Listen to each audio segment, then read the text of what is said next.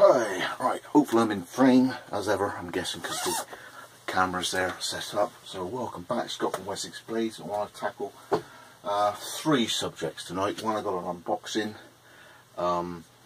Two, I've had the last few days just reading what people's comments are and watching what people's videos are. There's a lot of people getting the wrong end of the stick about exactly what this online knife ban, delivery ban, whatever it is. People are getting things mixed up, and what people are saying, I want to cover that if I can. And I've started a little bit of an Instagram hashtag which I want kept tidy. So we'll do the three things in order. So first up, I got this arrived. It may not be for everybody, so if you don't want to watch the unboxing, just pass on forward. But I like to do them on camera just in case there's a problem, like crappy axe handles, etc. So with my new knife, I got delivered to the house with an online transaction. I got a leather worker's knife. This is for obviously skiving the ends and for neat vertical cuts. It's quite nice. It was cheap as chips. I think it was about £7 posted.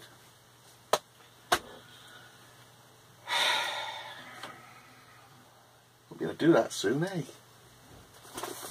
For the home delivery ban of online sales. That's what it specifically is. So let's cut that open there. Now in theory, this should be my Ghillie Kettle that I had 20% off. Because it is the lucky jammy sword, and there was 8 hours left when I ordered it with the deal. So this was irony. Now I know what this is.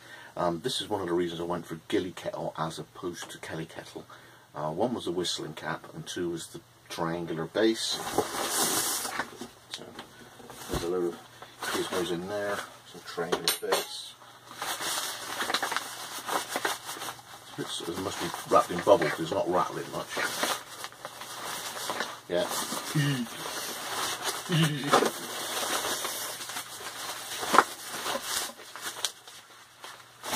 Okay.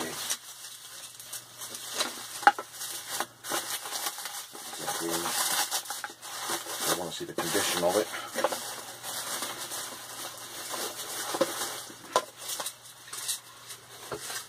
Stay.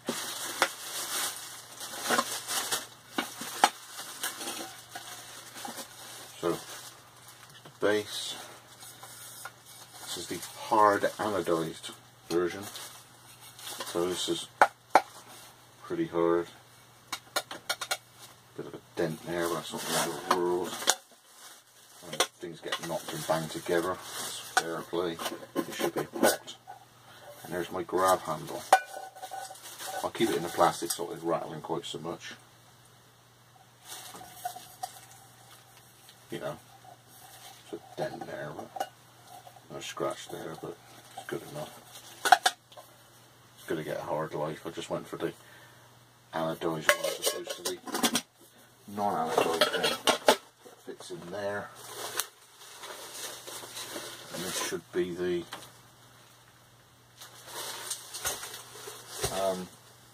crisscross support top and a little. Oh, look at that, see, one-hand operation that was. A single-handed opening that was, tactical blade that was. With a locking mechanism, it's got locking on it, single-handed locking blade that was. That's one of those tactical assault craft knives. Must have got black bits on it. So they just look like normal alley. Yeah, fits alright. And the stainless top. That looks alright to me. I'm happy with that. Come back to that later. So there's a couple of dents in it.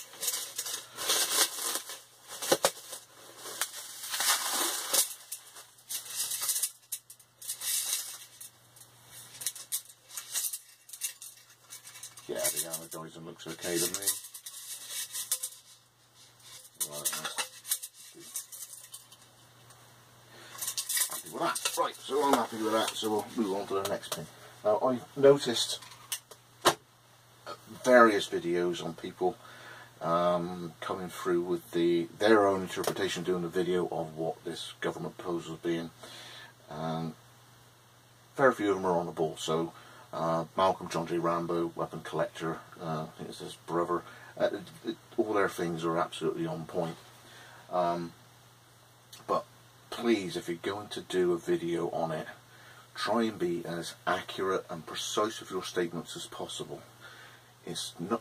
It seems to be that the way that I read it, the way that it was launched, that it is a home delivery ban for online sales.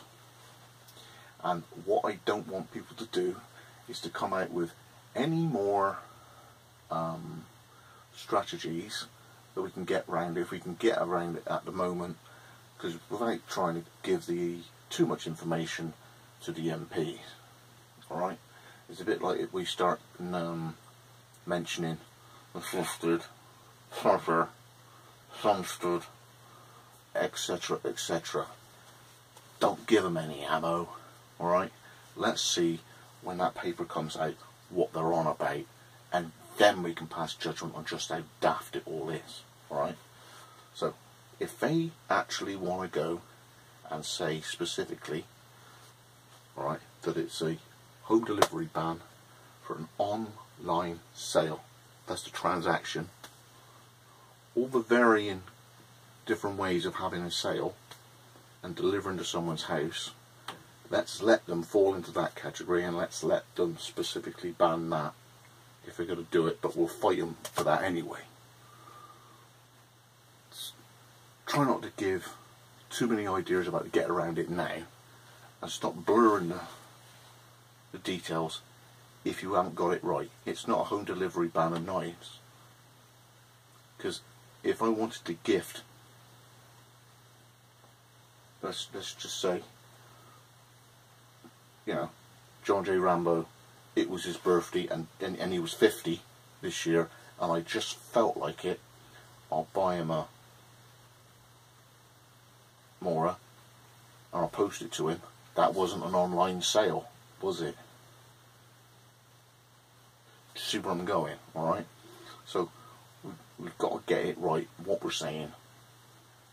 And we don't want the post office to just turn their back on us. We don't want couriers to turn their back on us. We just want, if that's what you're saying you're going to ban, we'll fight you for it.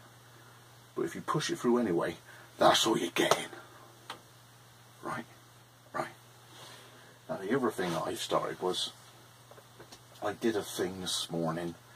Now, you all know I've got a bit of a guru on top of the mountain when it comes to Ghillie Harris. Now, Ghillie Harris was a pretty prolific maker in New Zealand, and for some reason he kind of took me under his wing a few years back, and he's a font of knowledge, and he's a real edge geometry, thickness beyond head guru.